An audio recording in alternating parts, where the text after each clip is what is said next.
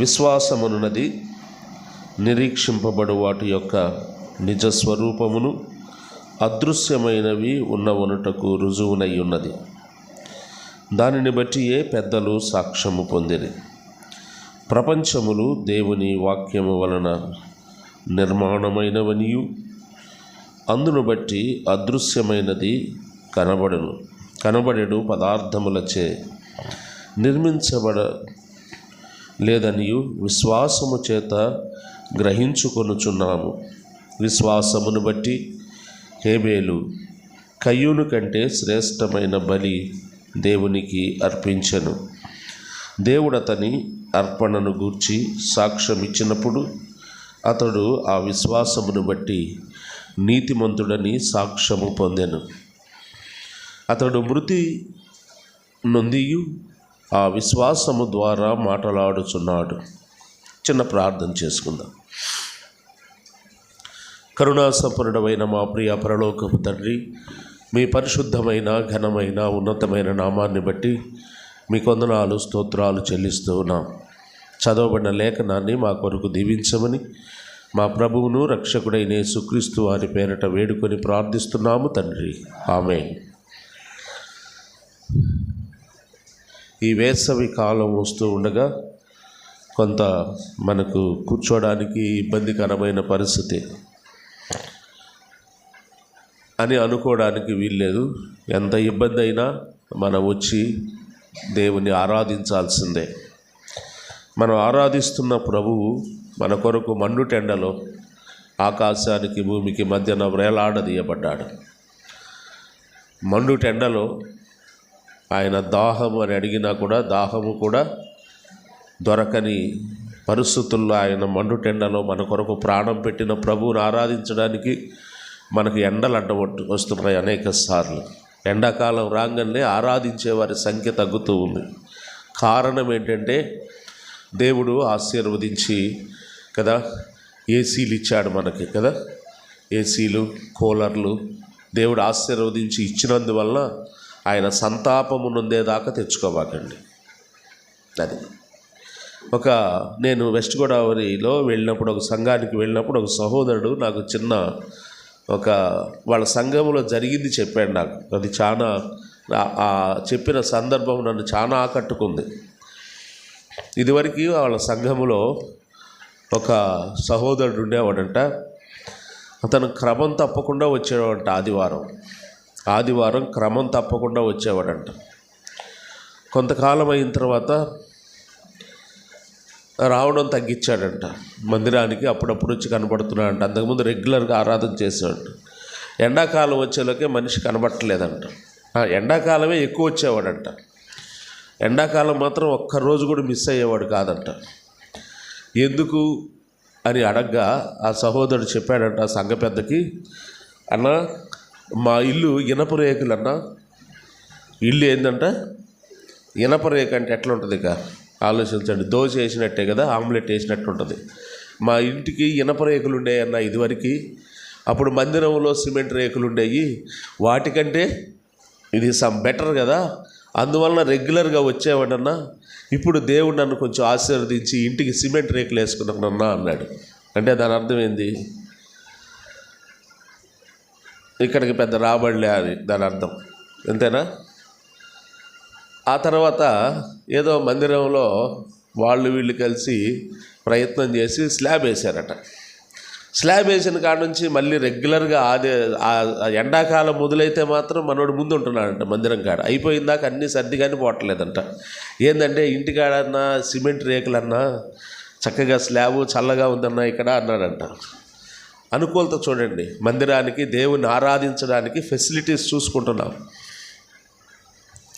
కొన్నాళ్ళు అయిన తర్వాత దేవుడు ఆశీర్వదించి తను కూడా ఇంటికి స్లాబ్ వేసుకున్నాడంట.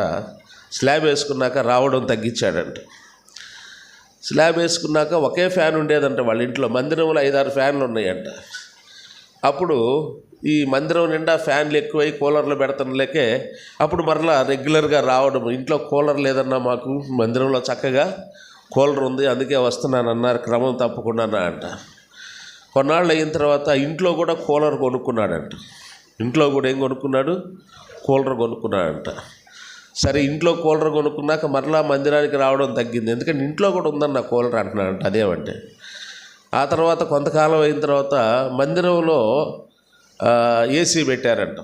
మందిరంలో చక్కగా మందిరం కట్టుకొని మందిరానికి ఒక 4-5 ఏసీలు ఏర్పాటు చేశారంట.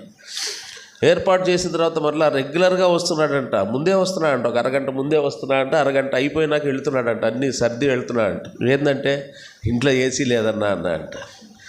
తర్వాత దేవుడు కృప చూపించి ఆశీర్వదించి ఆ సహోదరుని ఇంట్లో కూడా ఏసీ ఇచ్చాడంట. ఏసీ ఇచ్చాడు, ఇల్లు ఇచ్చాడు. ఎక్కడి నుంచి? రేకులు కదా, తల మీద ఏముండి ఇనప రేకుల దగ్గర నుంచి సిమెంట్ రేకులకు ఆశీర్వదించాడు. సిమెంట్ రేకుల దగ్గర నుంచి స్లాబ్కి ఆశీర్వదించాడు. స్లాబ్ నుంచి కూలర్లకు ఫ్యాను, తర్వాత కూలరు, తర్వాత ఏసీ దాకా వచ్చాడు. ఇక ఇంట్లో కూడా ఏసీ ఉండేలకి అసలు రావడం మానుకున్నాడంట. ఏందిరా బాబు పరిస్థితి ఏంది, ఇక్కడ ఉంది కదా ఏసీ అంటే దారిలో లేదన్నా అన్నాడంట. ఎక్కడ లేదంట? ఇంటి దగ్గర నుంచి మందిరానికి వచ్చే దారిలో ఏసీ లేదు కదన్నా, అందుకే నేను ఏసీలోంచి బయటికి రావట్లేదన్నా, ఇంటి దగ్గరే చేస్తున్నానన్నా. దేవుని ఆరాధించడానికి పరిస్థితులు అధిగమించి దేవుని ఆరాధించాలి. పరిస్థితులకు లోబడి సిల్లీ రీజన్స్ కదా, ఒక్కొక్కసారి మనం మందిరానికి ఎందుకు రాలేదంటే మనం చెప్పే కారణం కూడా ఇక్కడ చెప్తాం. సేవకుడికో సంఘ పెద్దలో ఎవరైనా అడిగితే ఏంది రాలేదంటే ఇక్కడ చెప్పేస్తున్నాం కారణంగా. బట్ ఒకటి మాత్రం గుర్తుపెట్టుకోండి, అదే కారణాన్ని రేపొద్దున క్రీస్తు న్యాయపీఠం ఎదుట కూడా చెప్పేటట్టుగా ఉండాలి కదా.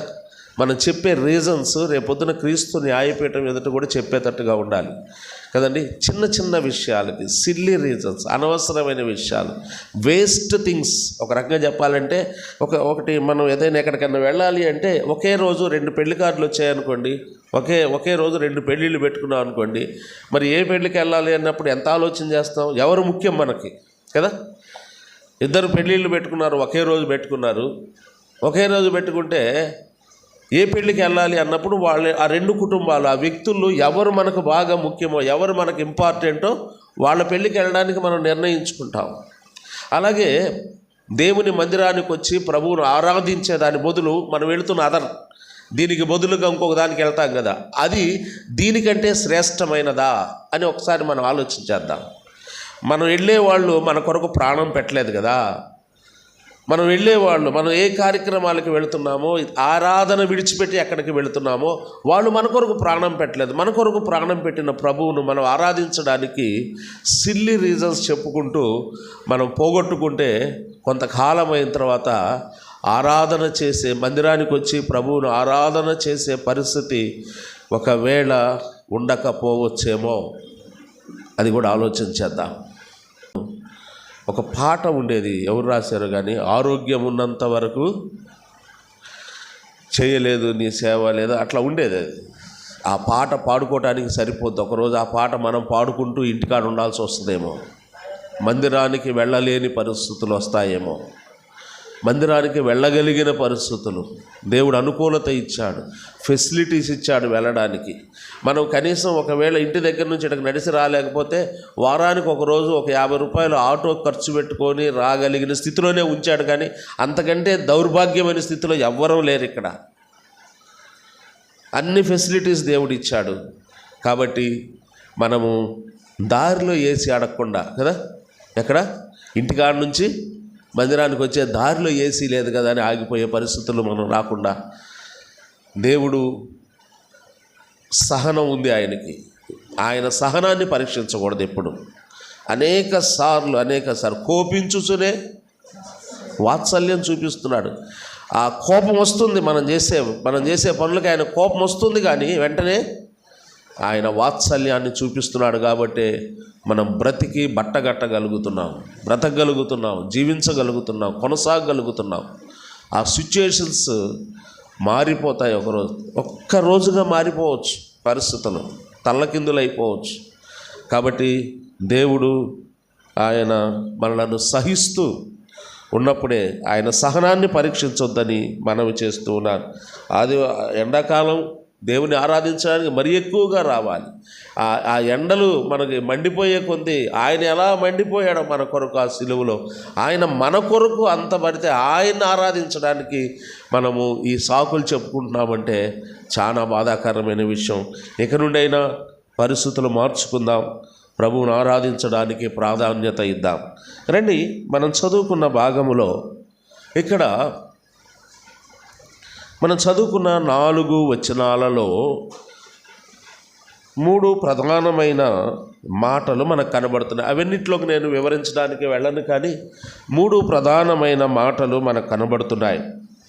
ఒకటి విశ్వాసము అనే మాట మనకు కనబడుతుంది. రెండవది అర్పణ అనే మాట కనబడుతుంది. మరలా చదువుకుందామా? విశ్వాసం అనున్నది నిరీక్షింపబడు వాటి యొక్క నిజస్వరూపము, అదృశ్యమైనవి ఉన్నవరుటకు రుజువునై ఉన్నది. ఒకటి విశ్వాసము, రెండవది నిరీక్షణ, మూడవది అర్పణ అనే మాట మనం చూస్తూ ఉన్నాం. అర్పణ, దేవుని అర్పించుడని సాక్ష్యం పొంది అప్పుడు విశ్వాసమును బట్టి నీతిమంతుడని సాక్ష్యం. నాలుగవది నీతి. మనం చదువుకున్న ఈ భాగములో ఒకటి విశ్వాసము, రెండవది నిరీక్షణ, 3 అర్పణ, నాలుగవది నీతి అనే మాట మనం చూస్తున్నాం. విశ్వాసము చేత నిరీక్షణ కలిగి మనము దేవునికి అర్పిస్తే ఆ అర్పణ నీతిగా తీర్చబడుతుంది. అలా సెంటెన్స్ చేసుకోవచ్చు. నీతిమంతులముగా తీర్చబడతాం. మన విశ్వాసం, మన నిరీక్షణ, మన అర్పణ, ఈ 3 కలిస్తే ఈ మూడిటి యొక్క అవుట్పుట్ ఏంటి అంటే మనము నీతిమంతులముగా తీర్చబడ్డాం. అవును, దేవుడు మనలను నీతిమంతులుగా తీర్చాడు. మన యొక్క అర్పణ ద్వారా, మన విశ్వాసము ద్వారా, మనము నిరీక్షణ ద్వారా ఆ నీతిని పెంపొందింప చేసుకోవాల్సిన అవసరత ఎంతైనా ఉంది. నా అంశం అది కాదు, కానీ ఈ 11వ అధ్యాయానికి ఒక పేరు అంటారు భక్తులు కదండి. ఏం పేరు అంటారు? చెప్పండి, మీరు చెప్పండి పెద్దగా. విశ్వాస వీరులు జాబితా లేదా పట్టి, విశ్వాస వీరుల లిస్ట్ కనబడుతుంది కదా. ఇక్కడ విశ్వాస వీరులు ప్రత్యక్షంగా ఉన్నారు, పరోక్షంగా కూడా ఉన్నారు. పరోక్షంగా ఎక్కడెక్కడ ఉన్నారు? ఎక్కడ వరకు మనకు విశ్వాస వీరులు గబగబ చెప్పుకుంటూ వెళ్ళండి. 1 హేబేలు, 2 హనోకు, 3 నోవాహు, 4 అబ్రహాము, ఇస్సాకు, యాకోబు, శారా, ఆ తర్వాత మోషే, 24వ అధ్యాయం మోషే, ఆ తర్వాత యెఫ్తా, గిద్యోను, 22వ వచనానికి 32వ వచనానికి రండి.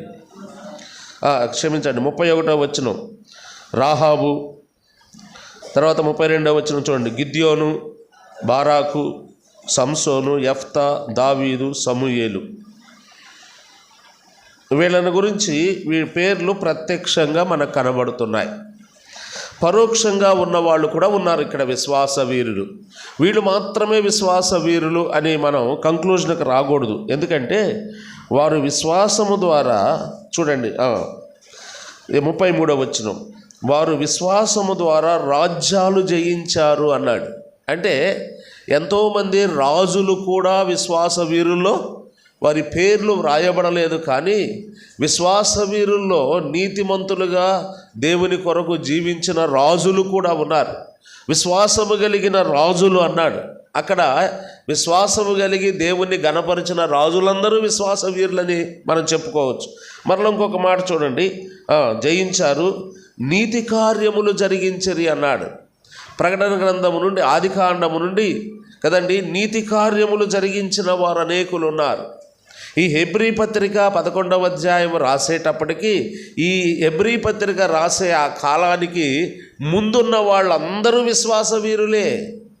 అందుకే ఇక్కడ వాళ్ళని కూడా ప్రస్తావిస్తాడు. విశ్వాస వీరులు అంటే మనం ఏకాడికి పాత నిబంధన వాళ్ళే అనుకుంటాం, చాలా పొరపాటు కదండి. నీతి కార్యములు జరిగించారు అన్నాడు. తర్వాత వాగ్దానములను పొందారు అన్నాడు. ఎవరైతే దేవుని యొద్ద నుండి పాతని క్రొత్త నిబంధనలో వాగ్దానాలు పొందారో వారు కూడా విశ్వాస వీరులే. వారి పేర్లు మనం ఏరి వాటిలో చేర్చుకోవచ్చు. మనం ధ్యానించి ఎవరెవరు దేవుని యొద్ద నుండి కదండి వాగ్దానాలు పొందారో వారందరూ కూడా విశ్వాస వీరులే అని మనం చెప్పాలి. ఆ తర్వాత ఇంకా సింహము నోళ్లను మూశారు అన్నాడు. ఎవరు చెప్పండి ఇప్పుడు? దానియేలు. పేరు ఇక్కడ ప్రస్తావించక వాడిని కూర్చోబెట్టండి, ఇటు తీసుకొనండి వాడిని. విశ్వాస వీరుడే దానియేలును గురించి ప్రస్తావించి ఇంకా చూడండి, అక్కడ మనం చదువుతూ ఉంటే మనకి జ్ఞాపకానికి వస్తాయి. అగ్ని బలములను చల్లార్చారు. ఎవరు వాళ్ళు? షడ్రక్ మెషక్ అబేద్నెగోలు. అగ్ని మంటలను చల్లార్చారు. అగ్ని వారిని కాల్చలేకపోయింది. తర్వాత ఖడ్గదారులను తప్పించుకున్న వారు ఉన్నారు. అనేక సార్లు కదండి అపవాది ఖడ్గము నుండి తప్పించుకున్న వారు అనేకులు ఉన్నారు.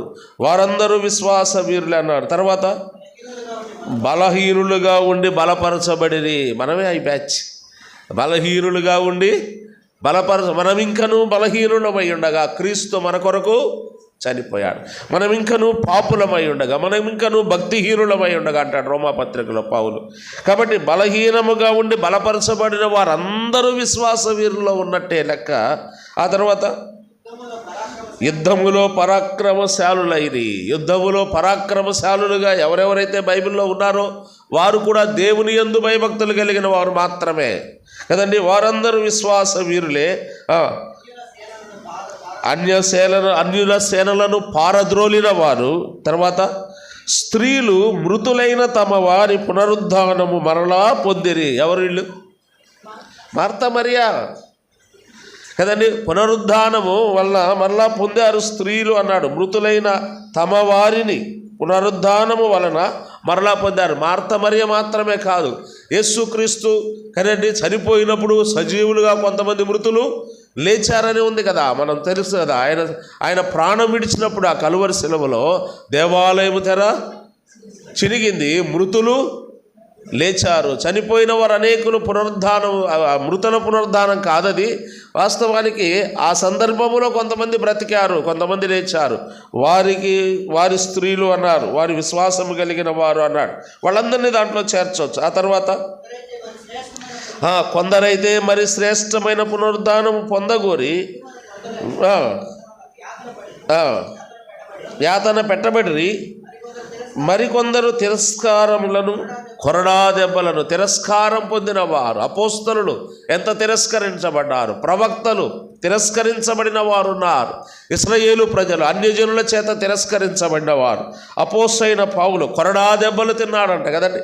అపోస్తలుడైన పౌలే చెప్పాడు కదా, నేను పలుమార్లు కొరడా దెబ్బలు తిన్నాను అన్నాడు. తర్వాత బంధకములు, అది తిమోతి, పౌలు, శీల, ఇంకెంతమంది ఎవరైతే క్రీస్తు కొరకు చెరసాల అనుభవానికి వెళ్ళారో, పేతురు, వాళ్ళందరూ వస్తారు. బంధకములు, ఖైదీలు అనుభవించిరి. రాళ్లతో కొట్టబడిరి. స్టెఫను, రాళ్లతో కొట్టబడిన వాడు స్టెఫను, రాళ్లతో కొట్టబడ్డారు. రంపములతో కోయబడిరి, శోధింపబడిరి, ఖడ్గముతో చంపబడిరి. గొర్రె చర్మములను, మేక చర్మములను వేసుకొని దరిద్రులయ్యుండి అడవుల్లోనూ బాప్తిస్మమిచ్చు యోహాను, ఇంకా అలాంటి వారు అడవుల్లోనూ, కొండలలోనూ, గుహల్లోనూ, స్వరంగములోనూ సంచరించిరి. అట్టివారికి ఈ లోకము యోగ్యమైనది. ఎవరంట? ఇప్పుడు వీళ్ళంతా అట్టివారు అన్నాడు. ఆ హేబేలు మొదలుకొని ఇక్కడ వరకు ఎంతమంది ఉన్నారు చూడండి. పేర్లు కొన్నే ప్రస్తావించబడ్డాయి. పరోక్షంగా విశ్వాస వీరులలో మనం కూడా ఉన్నాం. మనం కూడా క్లెయిమ్ చేసుకోవాలి, విశ్వాస వీరులు మనం కూడా ఉన్నాం కదండి అంటూ ఇక్కడ అంటాడు. ఆ వీరందరూ తమ విశ్వాసము ద్వారా సాక్ష్యము పొందిన వారైనను మనము లేకుండా సంపూర్ణులము కాకుండు నిమిత్తము. మనము లేకుండా వారు సంపూర్ణులు కాలేదు అన్నాడు. యేసుక్రీస్తు రక్తము ద్వారా విమోచించబడిన వారు లేకుండా, గొర్రెపిల్ల రక్తము ద్వారా విమోచించబడిన వారు సంపూర్ణులు కాలేరు అనే మాట ఇక్కడ ప్రస్తావిస్తున్నాడు. నిమిత్తము దేవుడు మన కొరకు మరి శ్రేష్టమైన దాన్ని ముందుగా సిద్ధపరచను గనుక వీరందరూ వాగ్దానము అనుభవింపలేదు అంటాడు. ఇక్కడ ఈ మాటలన్నీ నేను ఎందుకు చదివానంటే, ఇవన్నీ చదువుతూ ఉన్నప్పుడు ఇంతమంది విశ్వాస వీరులు, ప్రత్యక్షంగా కొన్ని పేర్లే ఉన్నాయి. నాకు కావాల్సిన టాపిక్ అది కాదు. కానీ ఇప్పుడు రండి మొదటి అధ్యాయానికి. విశ్వాస వీరులలో విశ్వాస వీరుడు కానివాడు, విశ్వాసము లేనివాడు, విశ్వాసి కానివాడు కదండి, ఒకని పేరు ప్రస్తావించబడింది. అది ఆశ్చర్యంగా ఉంటుంది మనకు కదండి. ఎవరి పేరు అది చెప్పండి? ఇంతమంది భక్తుల పేర్లు పరోక్షంగా ఉంచాడు. ఇప్పుడు మనం చదువుకున్న దాంట్లో ప్రత్యక్షంగా మనకు కొన్ని పేర్లే, సమూయేలు వరకు ప్రత్యక్షంగా కనబడ్డాయి పేర్లు. ఆ తర్వాత మనం కింద చదువుకుంటే కొన్ని వందల మంది ఉన్నారు ఇక్కడ కదండి. కింద చదువుకున్న దాంట్లోనే ఎక్కువ ఉన్నారు, వందల మంది ఉన్నారు. ఇంతమంది పేర్లు ప్రత్యక్షంగా దాంట్లో కనబడవు. కానీ ఒక వ్యక్తి పేరు ప్రత్యక్షంగా కనబడుతుంది. బట్ అతను విశ్వాసి మాత్రం కాదు. విశ్వాసి కాని వాని పేరు పరిశుద్ధాత్మ దేవుడు ప్రస్తావించాడు. విశ్వాసి కాని వాని పేరు ప్రస్తావించబడింది విశ్వాస వీరులలో. దేని కొరకు? అది అతని భాగ్యం అందామా? కయ్యూనుకు దేవుడు అనుగ్రహించిన భాగ్యం అందామా?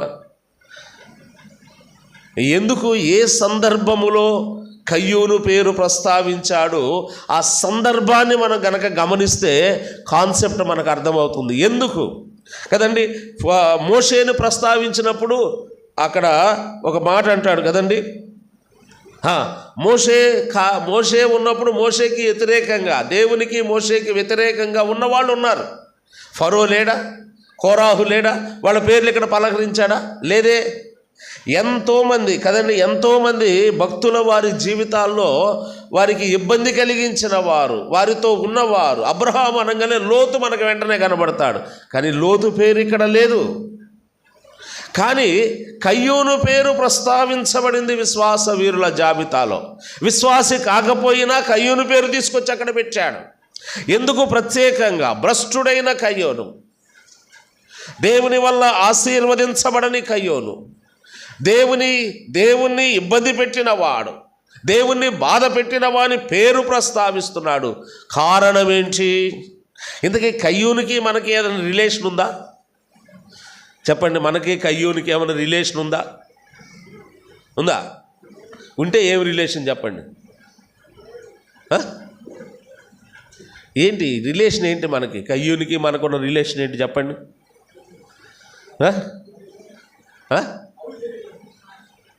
కయ్యూనికి మనకున్న బంధుత్వం, మన బంధువేనా కయ్యూను?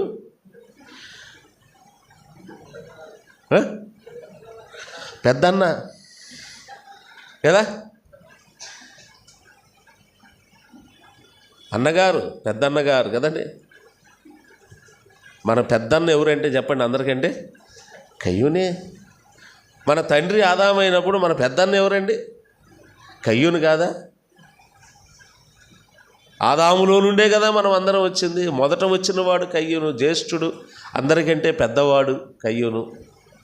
భూమి మీద కూడా అందరికంటే పెద్దవాడు, వీళ్ళందరికంటే కూడా పెద్దవాడండి.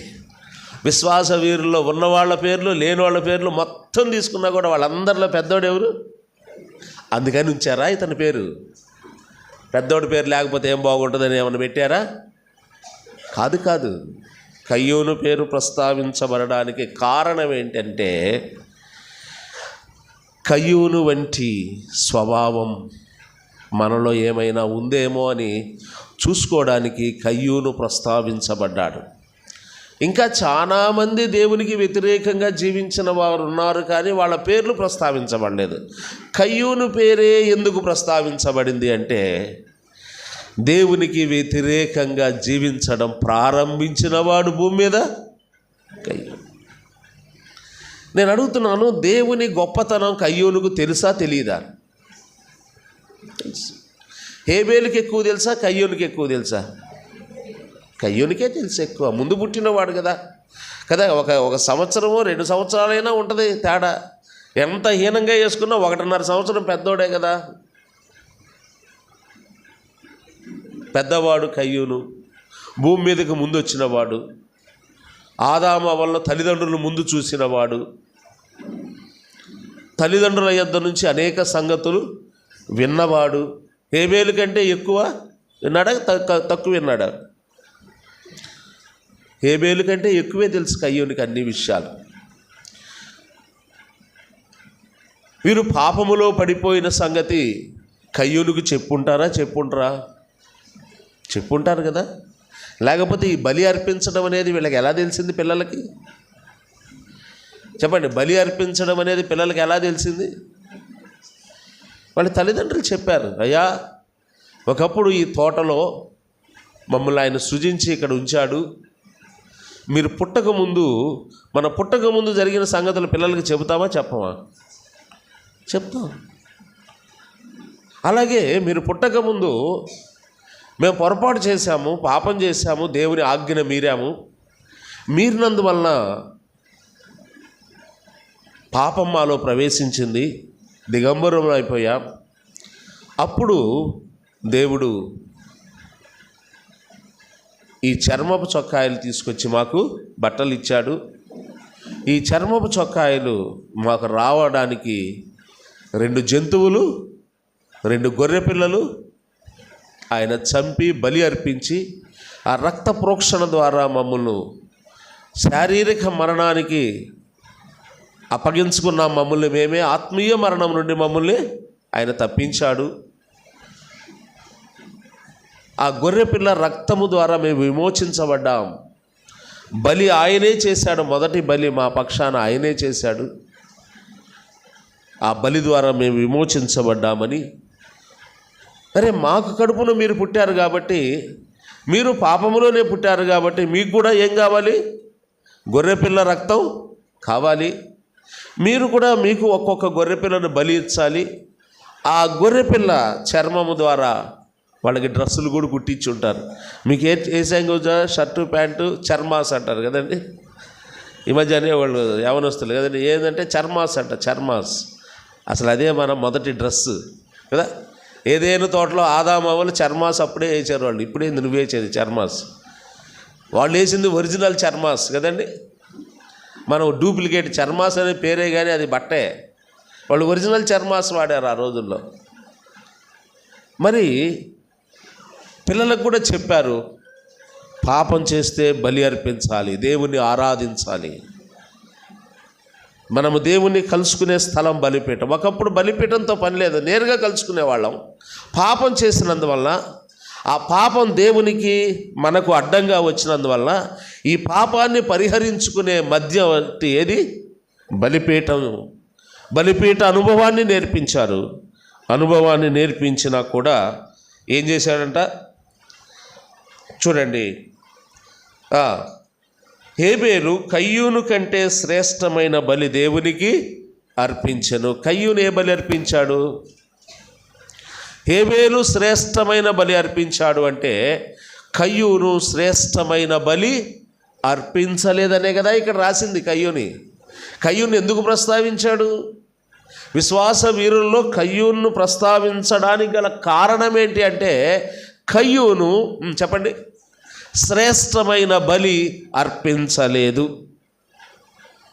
ఇక్కడ ఎందుకు రాశాడు అంటే,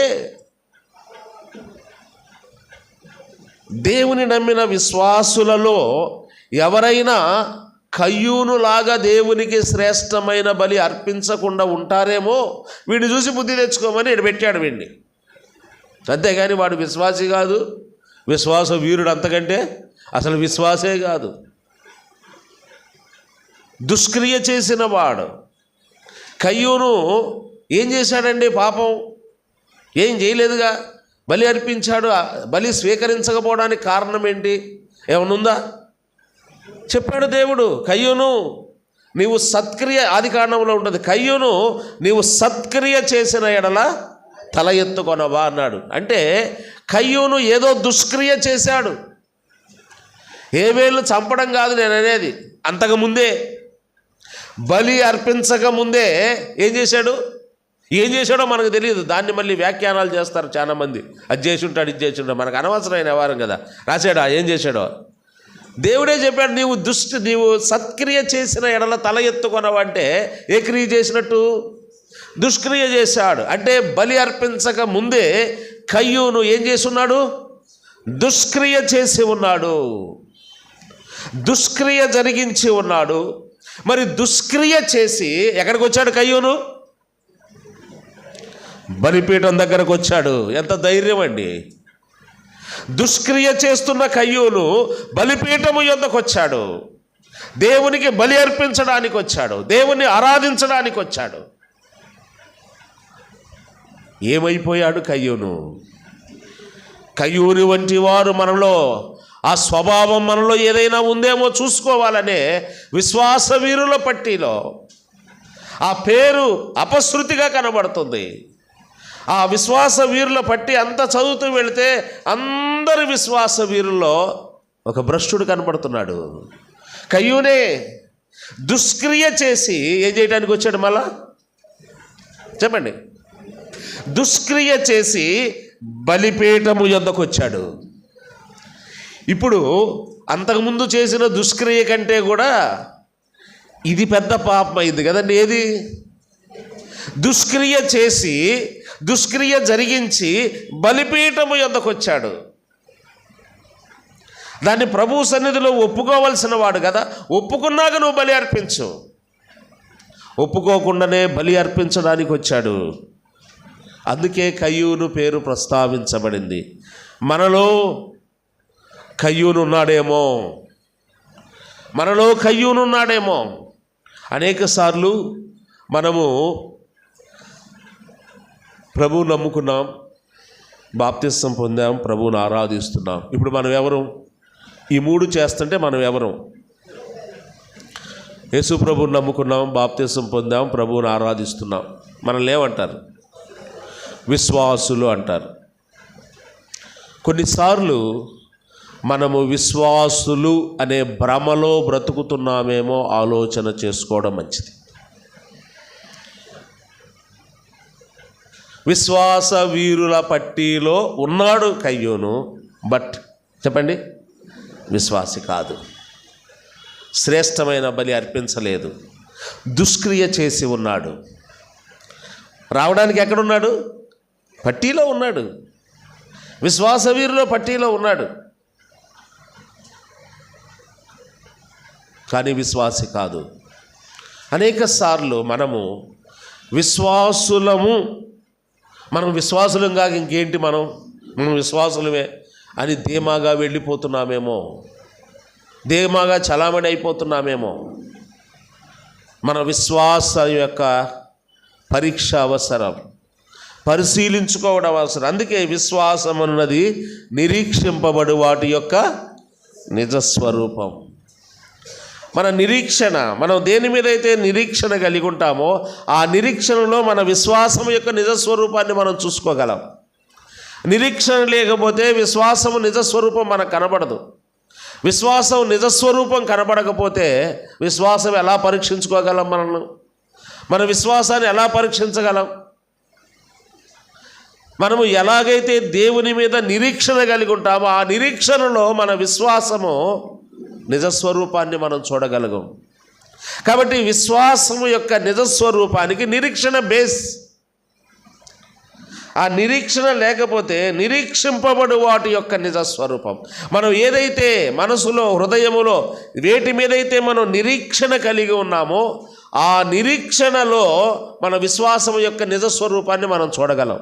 విశ్వాసం అనేది కంటికి కనబడేది కాదు కదండి. అంటే నిరీక్షణ కలిగి ఉంటే మనం ఏ సంగతుల మీద నిరీక్షణ కలిగి ఉంటున్నామో, ఏ విషయాల మీద నిరీక్షణ కలిగి ఉంటున్నామో, ఏ పరిస్థితుల మీద మనం నిరీక్షణ కలిగి ఉంటే ఆ నిరీక్షణ కలిగి ఉన్న ఆత్మీయ అనుభవంలో విశ్వాసము నిజస్వరూపం నీకు కనబడుతుంది. నీ విశ్వాసం నిజస్వరూపం, నీలో ఉన్న విశ్వాసం నీకు కనపడుతుంది. మనలో ఉన్న, అందుకే విశ్వాసము పరీక్షించుకోవాలంటున్నప్పుడు ఎలా పరీక్షించుకోవాలి? నిరీక్షణ ద్వారా పరీక్షించుకోవాలి అంటూ దానిని బట్టి ఏ పెద్దలు సాక్ష్యము పొందారు. వారి విశ్వాసం, నిరీక్షణ మీద ఆధారపడిన విశ్వాసాన్ని బట్టి పెద్దలు సాక్ష్యం పొందారు అంటూ పొందారు. ప్రపంచములు దేవుని వాక్యం వల్ల నిర్మాణమైనవనియు అందును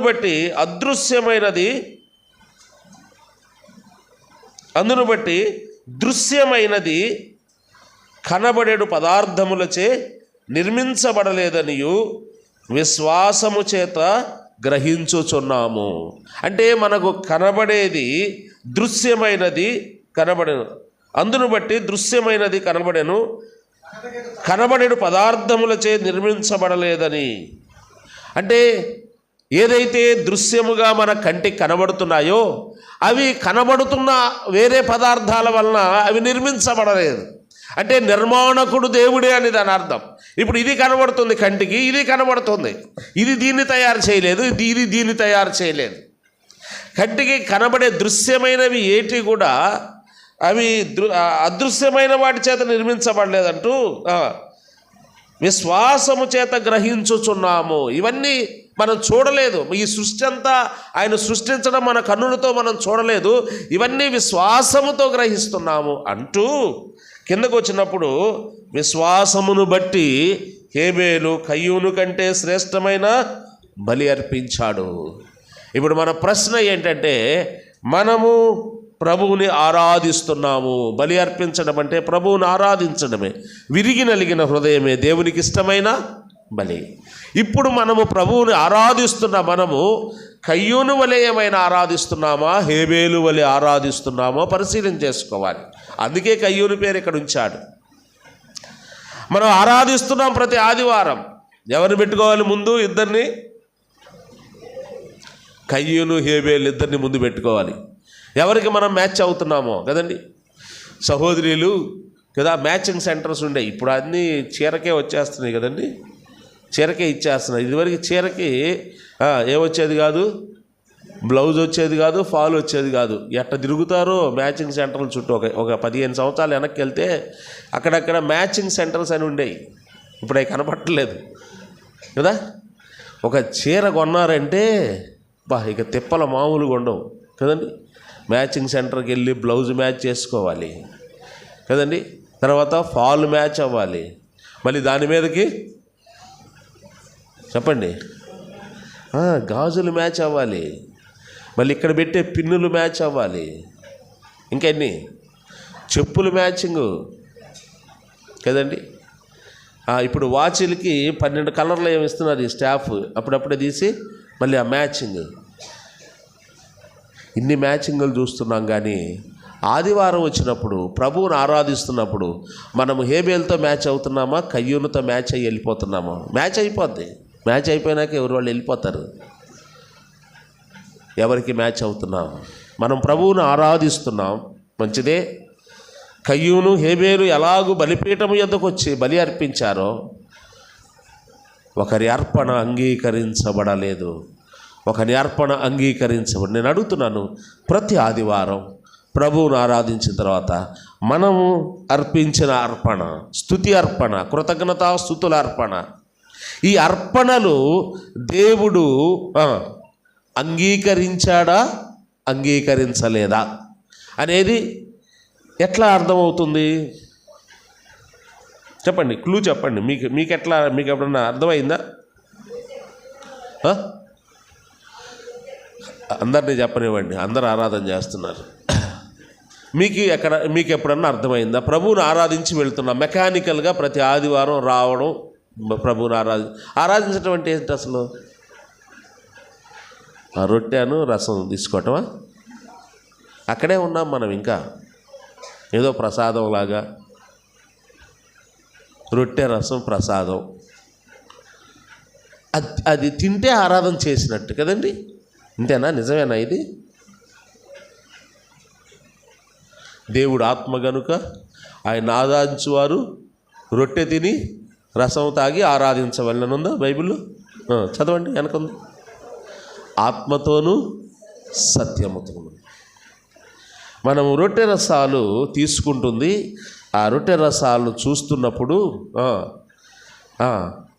మన విశ్వాసము యొక్క మన నిరీక్షణ దాని మీద ఉంచి ఇది ఆయన శరీరము ఆయన రక్తం అన్నప్పుడు మన విశ్వాసము యొక్క నిజస్వరూపం బయటికి రావాలి. బల్ల ఎద్దుకు వచ్చినప్పుడు మన విశ్వాసము యొక్క నిజస్వరూపం బయటకు రావాలి. నిరీక్షణ, ఇదిగో మన కొరకు ప్రభు కలువరి శిలువలో మరణించిన ఆయన దేహానికి ఈ సాదృశ్యంగా ఉన్న ఈ రొట్టె.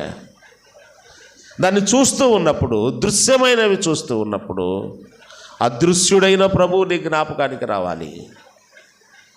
నీ విశ్వాసం నిజస్వరూపం దాల్చాలి. ఆ నిజస్వరూపంలోకి వచ్చినప్పుడు మన ఆరాధన ఆయన అంగీకరించేవాడుగా ఉన్నాడు. రెండవది, దుష్క్రియ చేసి ఉంటే, ఇక్కడ ఆరాధన చేస్తే పరిశుద్ధులు అవుతామా, చెయ్యకముందే పరిశుద్ధులై చెయ్యాలా? చెప్పండి. దుష్క్రియ చేశాం పోయిన ఆదివారం, మళ్ళీ ఆదివారం మధ్యలో ఏదో ఒక చిన్న పొరపాటు చేశాం, మనుషులం కదా, చేశాం. మాట ద్వారానో మన క్రియ ద్వారా చూపు ద్వారా ఏదో పొరపాటు జరిగింది అన్న సంగతి మనకు అర్థమైంది. వచ్చి ఆ రొట్టె రసం తింటే అదే పోద్దులే అంటారా? అంతేనా? చెప్పండి, ఎలా పోద్ది?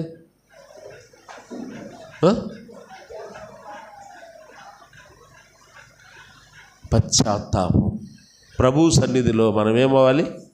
పశ్చాత్తాపడాలి. ప్రభువా, ఈ దుష్క్రియ నేను జరిగించానయ్యా, ఇదిగో నీ బల్ల యొద్దకు రావడానికి కూడా నేను యోగ్యుడిని కాదు, నీ బలిపీఠం యొద్దకు రావడానికి నేను యోగ్యుడిని కాదు. ఇదిగో ఇది జరిగింది నా జీవితంలో. ఏది జరిగినా మనకే తెలుసు, దేవుడికే తెలుసు, ఇంకెవడికి తెలియదండి. అవునా కాదా? మనం సత్క్రియలు చేస్తున్నామా దుష్క్రియలు చేస్తున్నామా ఎవరు చెప్పగలరు?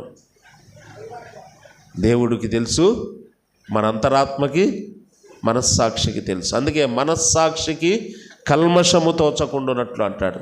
నీ మనస్సాక్షి నిన్ను హెచ్చరించింది అంటే ఆగాలి. అక్కడ ఆగాలి. నీవు కయ్యూను రాగా ముందుకు వచ్చేయకూడదు. కయ్యూను చేసిన పెద్ద పొరపాటు అదే. దుష్క్రియ చేయడం కాదు పొరపాటు. ఇక్కడ దుష్క్రియ చేసి ఎక్కడికి వచ్చాడు? బలిపీఠం యొద్దకు వచ్చి అర్పణ అర్పించడానికి వచ్చాడు. ఇది రెండోది పెద్ద తప్పు, మొదటిది కాదు. పాపం చేయడం తప్పు కాదు, పాపాన్ని ఒప్పుకోకపోవడం తప్పు. అంటే పాపం చేయడం తప్పు కాదంటే రైట్ అని కాదు దాని అర్థం. పాపం చేసినందువల్ల కాదు మనం శిక్ష అనుభవిస్తుంది. చెప్పండి, దాన్ని ఒప్పుకోనందువల్ల కదా. గెహజీ క్యాజీ ఎక్కడి నుండి వచ్చావు అంటే ఏమన్నాడు? నేను ఎక్కడికి వెళ్ళలేదు, ఇక్కడే ఉన్నాను అన్నాడు. ఏమయ్యాడు? శిక్షించబడలేదా? ఆదామా నీవెక్కడా? ఏం చెప్పాడు ఆదాం? అయ్యా, నీ స్వరం విన్నప్పుడు నేను దిగంబరిగా ఉన్నాను. తన స్థితి ఒప్పుకున్నాడు, తన తప్పు ఒప్పుకున్నాడు. అక్కడ నీ స్వరం విన్నప్పుడు నేను కూడా తోటలోనే ఉన్నానయ్యా అంటే నిజమే, అది సత్యమే, అబద్ధమేం కాదు. కానీ ఆదామా నీవెక్కడ అన్నప్పుడు ఎక్కడున్నాడో ఆదాము ఏ ప్లేస్లో ఉన్నాడో తెలియక కాదు అడిగింది, ఏ స్థితిలో ఉన్నావు నీవని అర్థం. నువ్వు ఏ పరిస్థితుల్లో ఉన్నావు, నీ వ్యక్తిగత జీవితం, నీ అంతరంగం ఎక్కడున్నావు నీవు అంటే, నీ స్వరము విన్నప్పుడు నేను దిగంబరిగా ఉన్నాను, తన స్థితిని ఒప్పుకున్నాను. నేను మహిమను పోగొట్టుకున్నానయ్యా, పాపం చేశాను. మహిమ పోయింది అంటే పాపం చేసినట్టే, ఒప్పుకున్నట్టే. పాపం చేశానయ్యా, నీవు తినవద్దని చెప్పావు, నీవేదైతే చెప్పావు ఆ మాట తప్పాను, పాపం చేశాను, మహిమ వస్త్రాలు పోగొట్టుకున్నాను, నేను దిగంబరినైపోయాను. తన స్థితిని ఒప్పుకున్నాడు. శిక్షించాడా? క్షమించాడా? దేవుడు క్షమించాడు. గెహజీ అదే ప్రశ్న అడిగితే ఒప్పుకోలేదు, కప్పుకోవడానికి ప్రయత్నం చేశాడు. కుష్టి వ్యాధితో మొత్తబడ్డాడు. హాగరు, ఎక్కడి నుంచి వస్తున్నావు, ఎక్కడికి వెళుతున్నావు అంటే, నా యజమానురాలి శారా యొద్ద నుండి నేను వస్తున్నాను, మరలా వెనక్కి వెళ్ళు అన్నాడు దేవుని దూత ద్వారా. మరలా వెనక్కి వెళ్ళి హాగరు కూడా దీవించబడింది. హాగరుకి గెహజీకి ఎంత తేడా ఉందండి. దేవుని సన్నిధిలోనే ఉన్నవాడు, ప్రవక్త ప్రక్కనే ఉంటున్నాడు, ప్రవక్తతోనే ఉంటున్నాడు. ప్రవక్తకి ఎంత అనుభవం ఉంటే దాదాపుగా కొద్ది గొప్ప కొంచెం తక్కువగా అంత దైవికమైన అనుభవం కలిగిన వాడు గెహజీ. హాగరు ఐగుప్తీయురాలండి. హాగరు ఒప్పుకుంది, తన స్థితిని ఒప్పుకుంది. కానీ గెహజీ ఒప్పుకోలేదు. ఆదాము ఒప్పుకున్నాడు, కయ్యూను కూడా ఒప్పుకోలేదండి. దేవుడు ప్రయత్నం చేశాడు, కయ్యూన్ని వదిలిపెట్టలేదు. కయ్యూన్ని ఎంతగానో ప్రయత్నం చేశాడు. ఎంతగా ప్రయత్నం చేశాడంటే మన కయ్యూను గురించి సంభాషణ మనం ధ్యానిస్తే అర్థమవుతుంది. చాలా ప్రయత్నం చేశాడు. కానీ కయ్యూను ఆయన మీదే కోప్పడ్డాడు, అహంకారంగా మాట్లాడాడు. నా తమ్ముడికి నేనేమైనా కావలి వాడినని అహంకారంతో మాట్లాడాడు. తన స్థితిని ఒప్పుకోకుండా, కయ్యూను నీవు సత్క్రియ చేసినడలా తల ఎత్తుకొనవా అన్నప్పుడే తన దుష్క్రియ ఏంటో తనకు తెలుసు, దేవునికి తెలుసు. కాబట్టి అక్కడే మొక్కితే సరిపోయేది, అక్కడే పశ్చాత్తాపడితే సరిపోయేది. కానీ కయ్యూను పశ్చాత్తాపడడానికి తను ఇష్టపడలేదు. అందుకే కయ్యూను వంటి భ్రష్టుడు మీలో ఉంటాడేమో, ఏశావు వంటి భ్రష్టుడు మీలో ఉన్నాడేమో చూసుకోండి అన్నట్టుగా ఈ విశ్వాస వీరుల పట్టీలో కయ్యూను మనకు ఒక రెడ్ మార్క్గా, ఒక ఇండికేటర్గా కదండి. వీళ్ళందరూ ఇక్కడ అన్ని పచ్చ లైట్లు, ఆ విశ్వాస వీరుల పట్టీలో ఒక్కొక్కళ్ళ పేరు దగ్గర ఒక్కొక్క లైట్ ఉందనుకోండి. ఇక్కడ హేబేల్ దగ్గర చిన్నది గ్రీన్ బల్బ్ ఒకటి, అట్లా అనుకోండి. చూడండి, అన్ని గ్రీన్ బల్బులు ఒకే ఒక రెడ్ బల్బు, హెచ్చరిక, వార్నింగ్. కయ్యూను పేరు దగ్గర రెడ్ బల్బ్ ఉంటుంది, మిగతా వాళ్ళందరి దగ్గర ఒక్కొక్క బల్బు గ్రీన్ బల్బు. అలా చూసామనుకోండి ఆ పాఠాన్ని, అందరి పేర్లు ఎదుగా గ్రీన్, ఒకే ఒకటి రెడ్ ఉందంటే దాని మీద చూస్తాం లేదా, వెంటనే ఏం చదువుతాం? ప్రతి ఒక్కళ్ళ పేరు ముందు ఒక కలర్ బల్బు వేసారనుకోండి, అన్ని గ్రీన్ కలర్ బల్బులు వేసారు, ఒక 20 మంది పేర్లు ఉన్నాయి, ఒక్క పేరు దగ్గర రెడ్ సింబల్ ఉందనుకోండి, వెంటనే ఏ పేరు చదువుతాం ముందు? ఆ రెడ్ సింబల్గా ఉన్న ప్రత్యేకముగా ఉంది. ఇక్కడ కూడా విశ్వాస వీరుల్లో ప్రత్యేకంగా కనబడుతున్నాడు. వీళ్ళలో కలవలేని వాడు, వీళ్ళకి అతనికి సంబంధం లేదు, కానీ దేవుడు ఉంచాడు. ఇక్కడ విశ్వాస వీరుల పట్టీలో ప్రస్తావించాడు. ఎందుకు అంటే మనము హెచ్చరించబడడానికి, మనం సరిచేసుకోవడానికి, సరిచూసుకోవడానికి. మనం ప్రభువుని ఆరాధించాము, మన అర్పణ దేవుడు అంగీకరించాడా లేదా మనకి ఎలా అర్థమవుతుంది? ఈ ఆదివారం ప్రభువుని ఆరాధించాం, మన అర్పణ దేవుడు అంగీకరించాడా లేదా ఎప్పుడు అర్థమవుద్ది? వచ్చే ఆదివారం లోపల అర్థమవుద్దా, లేకపోతే వెంటనే అర్థమవుద్దా? 7 నుంచి బయటికి వెళ్ళేటప్పుడు అర్థమవుద్దా? మన ఆరాధన దేవుడు అంగీకరించాడా లేదనేది మనకు అర్థమవుద్దా, అర్థం కాదా? మనకు తప్ప ఇంకెవరికి అర్థం కాదు. ఇది గుర్తుపెట్టుకోండి, ఎవరు ఆరాధన వాళ్ళకే బాగా. అందుకే దేవుడు తన్ను తాను పరీక్షించుకొని అన్నాడు. ఎవరికి వాడే పరీక్షించుకోవాలి, ఒకళ్ళనొకళ్ళు పరీక్షించేది కాదు ఆరాధన. మనం పరీక్షించుకున్నప్పుడు మనం దేవునికి ఈ ఆదివారం చేసిన ఆరాధన దేవుడు అంగీకరించాడా, అంగీకరించలేదా, మనం హేబేలులాగా కనపడ్డామా, కయ్యూనులాగా కనపడ్డామా అనేది మనకు అర్థం అవుద్దా, అర్థం కాదా? ఎప్పుడు అర్థమవుద్ది? ఆరాధన చేసి వెళ్ళేటప్పుడు అర్థమవుద్దా, వచ్చేటప్పుడు అర్థమవుద్దా? వచ్చేటప్పుడు అర్థమైతే మంచిది మనకి, చేసి వెళ్ళేటప్పుడు అర్థమైతే, వచ్చేటప్పుడు అర్థమైతే హేబేలు అవుతాం, హేబేలు అర్పణ అవుద్ది మంది. వెళ్ళేటప్పుడు అర్థమైంది అనుకోండి, కయ్యూను అర్పణ అవుద్ది. మనం అర్పిస్తుంది హేబేలు అర్పణ, కయ్యూను అర్పణ. ఒకసారి మనం పరిశీలన చేసుకుందాం, పరీక్షించుకుందాం. ప్రభువుని ఆత్మతో సత్యముతో ఆయనకు ఇట్టి ఆరాధన. యోహాను సువార్త 4వ అధ్యాయంలో 24వ వచనంలో అంటాడు కదా, ఈ వచ్చిన తర్వాత వచ్చిన చదవండి. దేవుడు యోహాను సువార్త 4వ అధ్యాయం 24వ వచనం చూడండి.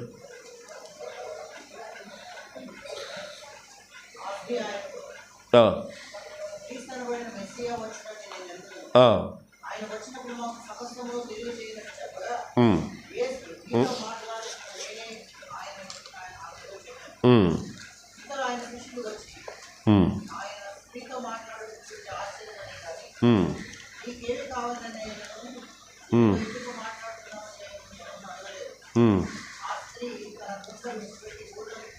ఉమ్.